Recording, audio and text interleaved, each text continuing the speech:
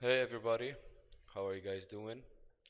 Today's lesson for economics, lesson 6, international trade terminology. So we're going to be explaining more than one idea regarding the international trade. We have more than one bullet, we're going to explain them all together. Regarding international trade, allows countries to expand their markets for both goods and services that otherwise may not have been available domestically. As a result of international trade, the market contains greater competition and therefore more competitive prices, which brings a cheaper product home to the consumer.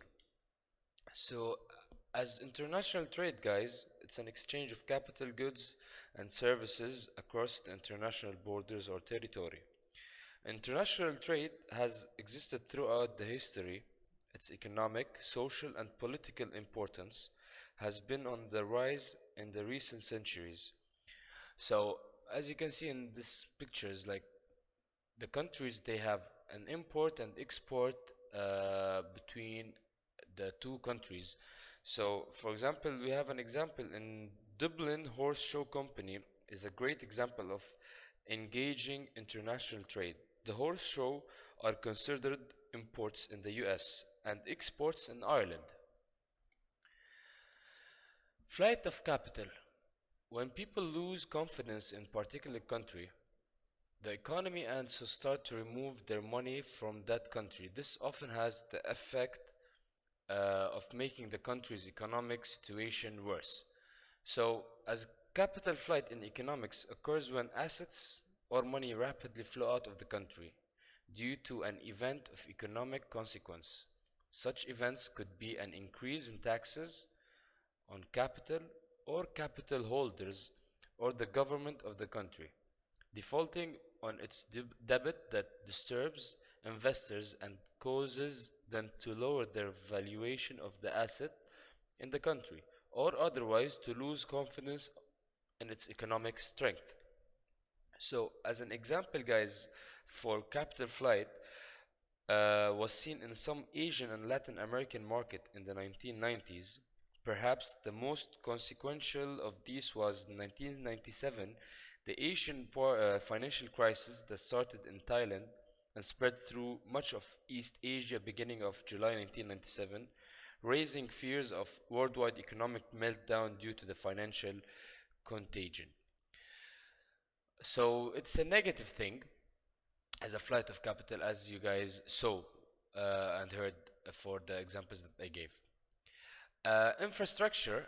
So, as an infrastructure, guys, everything you see as bridges, buildings, all these things are infrastructure.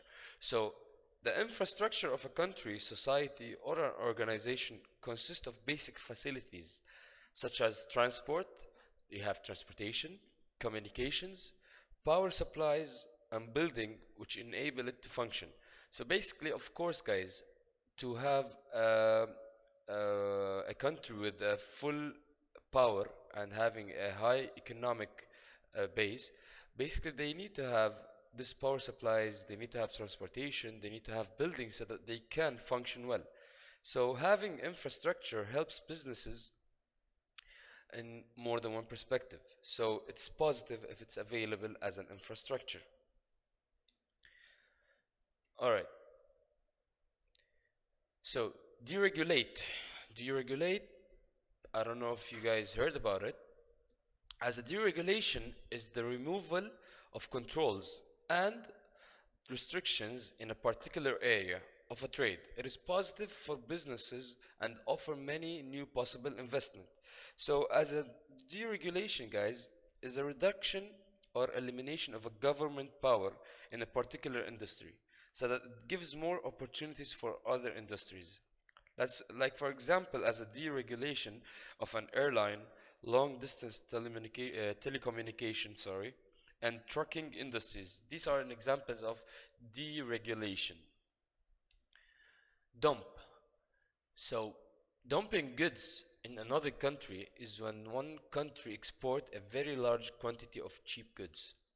It is negative because it ruins competition and can cause problems for other industries in the country. Exactly, guys. Whenever you are exporting large amounts of cheap goods and they dump them, this is going to affect the industry of the country that you're sending or you are exporting these goods for the country. Subsidy. So, subsidy, it is the money paid by a government or by another authority in order to help an industry or business to protect a certain industry from foreign competitors. For example, when the government gives money to a farmer to plant a specific farm crop, it's an example of subsidy. So the farmer being paid by the government so that this farmer can plant a specific crop for the government, and this is called a subsidy. Recession. So guys, as recession is what happening nowadays, that people are wondering what should we buy, what should we sell. So there's this misunderstanding between the community or the people. They don't know what to buy and they don't know what to sell. So this is called a recession. So as a recession, it is a period when the economy of the country is doing badly, less production, less profit, and more unemployment. Is the very big example that we're having nowadays, the COVID-19, what affects all the globe, and that's what led most of the large countries with the large economic bases to have a recess, which is the recession, because they're not producing, they're having less profit, and there's a lot of unemployment because most of the people are sitting at home, they're not working. So this is called a recession. This is the meaning of recession. Inward investment, inward and outward, this is like the countries when they having an investment of money, more capital in a country by companies from outside the country. So it is encouraged by governments, and this is a positive thing. So as you can see here, guys, whenever you're having like this is the international trade. For example, the US, they outward product X to, let's say, to UK, which is inwarding it, and the UK, they've got goods that the US doesn't have, and they outward it to the US soil, and this is called an inward, which is called the inward investment. Thank you so much, guys. Enjoy your day.